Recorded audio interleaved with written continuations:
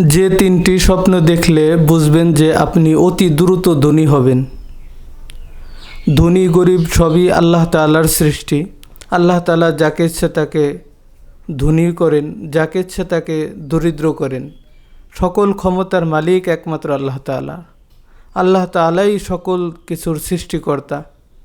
আল্লাহ রব্বুল আলামিন তার কিছু বান্দাবান্দীদেরকে ধনী করে দেন এবং কিছু বান্দাবান্দীদেরকে দরিদ্র করে দেন। আল্লাহ রব্বুল আলামিনই একমাত্র সমস্ত ক্ষমতার অধিকারী, সমস্ত ক্ষমতার মালিক।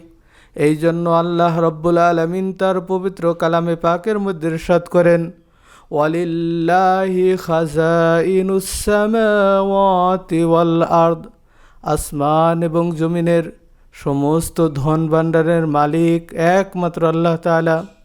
আল্লাহ রব্বুল আলামিন দুনিয়াবাসীকে তার মহাগ্রন্থ পবিত্র কালামে পাকের মধ্যে ঘোষণা করে দেন, ওয়ালাউ আন্না আহলাল কুরা আমানু ওয়াত্তাকাউ লাফাতাহনা আলাইহিম বারাকাতিম মিনাস সামাই ওয়াল আরদ।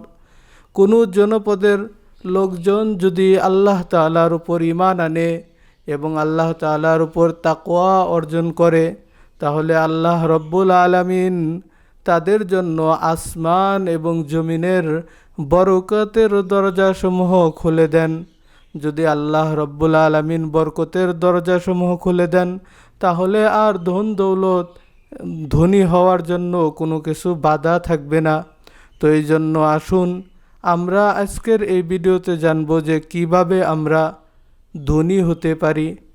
তো আমি আপনাদেরকে আজকের এই ভিডিওতে বিশেষ তিনটি স্বপ্নের কথা বলবো, যেই স্বপ্নগুলো যদি আপনারা দেখেন তাহলে বুঝতে পারবেন যে অতি দ্রুত আপনারা ধনী হতে চলেছেন। তো এই স্বপ্নের কথা বলার আগে আমি আপনাদেরকে আরেকটা বিষয় ক্লিয়ার করতে চাই। সেটা হলো স্বপ্ন তিন প্রকার। আর রুয়াত মিনাল্লাহ, আল্লাহ তাআলার পক্ষ থেকে দেখানো স্বপ্ন। 2 নম্বরে আর রুয়াত মিনাশ শাইতান, শয়তানের পক্ষ থেকে দেখানো স্বপ্ন। 3 নম্বরে আর রুয়াত মিন হাদিসিন নফস, মানুষ সারাদিন যে কল্পনা জল্পনা করে, এই সমস্ত কল্পনা জল্পনা থেকে মানুষ স্বপ্ন দেখে। তো যেই স্বপ্নটা শয়তানের পক্ষ থেকে এবং যেই স্বপ্নটা মানুষের কল্পনা জল্পনার পক্ষ থেকে, এই দুইটা স্বপ্ন হলো বাতিল। এই দুইটা স্বপ্নের কোনো ধর্তব্য নেই। কিন্তু যেই স্বপ্নটা আল্লাহ তাআলার পক্ষ থেকে, ওই স্বপ্নটা হলো সত্য। তো এই জন্য আমরা 5 ওয়াক্ত নামাজ আদায় করব, কোরআন তেলাওয়াত করব, পাক পবিত্রতার সাথে চলব, সুন্নত তরিকায় চলব। তারপর যদি আপনারা এই স্বপ্নগুলো দেখেন, তাহলে অবশ্যই বুঝতে পারবেন যে আপনারা অতি দ্রুত ধনী হতে চলছেন। তো আমি সর্বপ্রথম যে স্বপ্নের কথা বলবো সেটা হলো, আপনি যদি দেখেন যে স্বপ্নযুগে কন্যা সন্তানের বাবা হয়েছেন অথবা কন্যা সন্তানের মা হয়েছেন, তাহলে বুঝে নেবেন যে আল্লাহ রব্বুল আলামিন অতি দ্রুত আপনাকে ধনী করার ব্যবস্থা করতেছেন। আল্লাহ তাআলা আপনাকে ধন দৌলত আপনার পায়ের নিচে রেখে দিবেন।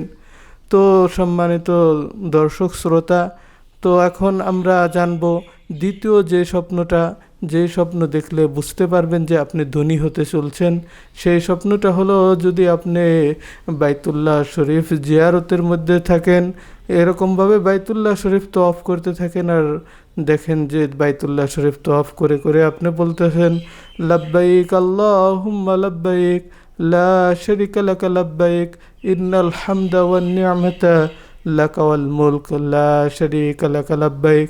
এই তালবিয়া পাঠ করতেছেন তথা বাইতুল্লাহ শরীফ তওয়াফ করতেছেন, তাহলে আপনি বুঝে নেবেন যে আল্লাহ রব্বুল আলামিন অচিরেই আপনাকে অনেক ধন দৌলত দান করবেন।